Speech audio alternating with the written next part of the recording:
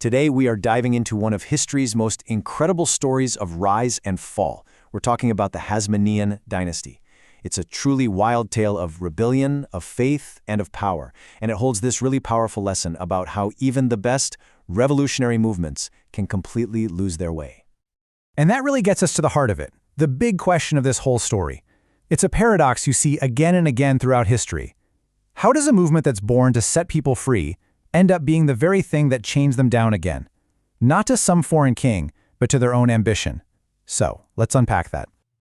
So where does a story like this even begin? Well, not in a palace, that's for sure. It starts in a small town, with a family of priests, a family that just refused to bow down to a foreign power. This is the heroic beginning of the Hasmonean Dynasty. So what was this all about? Well, at its heart, this was a fight for identity. You see, the Seleucid Empire was trying to force Greek culture and religion on the Jewish people. And the Hasmoneans, led by Judah Maccabee, they called him the Hammer, they rose up. They were fighting to defend their traditions, their faith. They were total underdogs, fighting for religious freedom. And let me tell you, this victory didn't happen overnight. Nope, it was a decades-long struggle. From the very start of the revolt to this incredible moment where they rededicated their holy temple, an event we still celebrate today as Hanukkah, and then, finally, to achieving full independence. I mean, for the first time in centuries, they were masters of their own destiny. So the rebellion actually worked. But, winning a war is one thing. Building a nation? That's a whole different ballgame. So how did they manage to go from fighters to rulers? And for a while, man, it was a golden age. For almost 80 years, they expanded their territory, they grew their influence, and they were in charge of a sovereign state. Can you just imagine the pride, the hope? After centuries of being ruled by someone else, they had done the impossible. But you know how these stories go. With great power comes great temptation. And this is where the fatal flaw, that first crack in the foundation of their dynasty, really starts to show. And it all came down to grabbing too much power. See, this is what's so wild. The later Hasmonean rulers, they weren't happy with just being the high priest, the supreme religious leader. No, they declared themselves king, too. They wanted it all, total religious and political control. And this was a massive break from Jewish tradition. And you can see why this is such a huge problem, right? Think about it. The high priesthood is all about spiritual authority, being accountable to God. But the monarchy, that's about military power, taxes, political ambition. When you combine them, you get this impossible tension. Who are you serving, God or the state? Your tradition or your next conquest?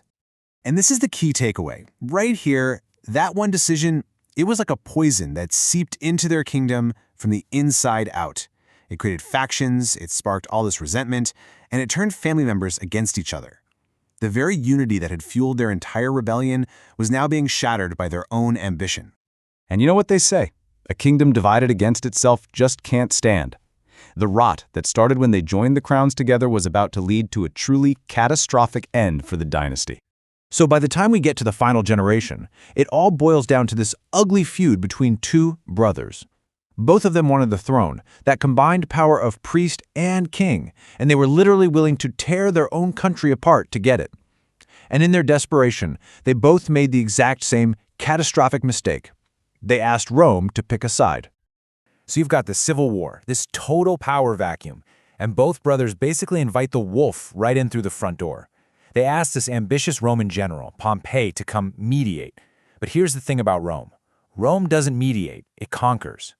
Pompey saw their division as a golden opportunity, marched right into Jerusalem, and boom, just like that, Judean independence was over. So after all that, this incredible rise and just devastating fall, what's the big lesson here? What do we take away from the Hasmonean dynasty? It's just the most incredible irony when you think about it. The same family that bled and fought to throw off the chains of one foreign empire ended up paving the way for an even stronger one to take over. They won their freedom with unity and faith, and they lost it all because of division and ambition. And that really leaves us with this one big lingering question, doesn't it?